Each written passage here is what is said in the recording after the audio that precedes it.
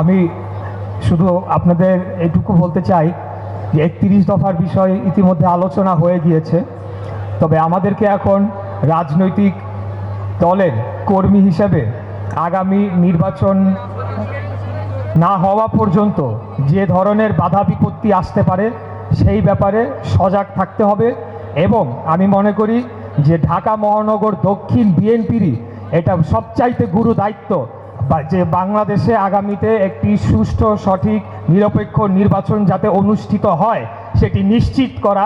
অন্য কোনো ধরনের শক্তি যাতে আমাদেরকে এই নির্বাচনের থেকে অন্য কোনো দিকে নিয়ে যেতে না পারে সেটিকে নিশ্চিত করা আমাদের প্রধান দায়িত্ব।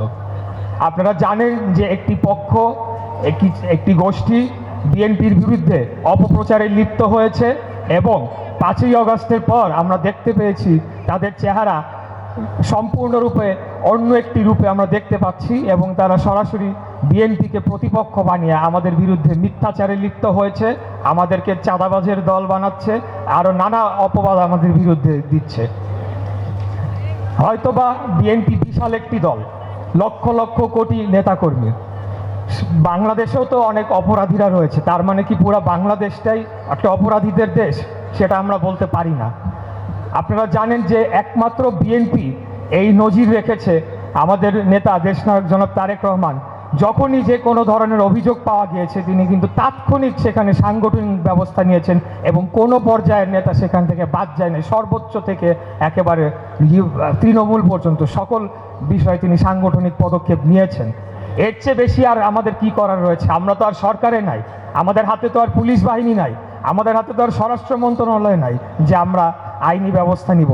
অতএব এখানে আমাদেরকে আগামী দিনে যে কোনো ষড়যন্ত্র মোকাবেলায় অত্যন্ত সজাগ থাকতে হবে। আমি আবারও বলছি, এটা ঢাকা মহানগর দক্ষিণ বিএনপির ভূমিকার উপরে আগামীর বাংলাদেশ কোন দিকে যাচ্ছে সেই ভবিষ্যৎ নির্ধারণ করা আমাদের, আপনাদের, সেখানে উপস্থিত সকল নেতৃবৃন্দের সেটা গুরু দায়িত্ব, ইমানি দায়িত্ব যে জনগণের অধিকার জনগণকে ফিরিয়ে দেওয়া।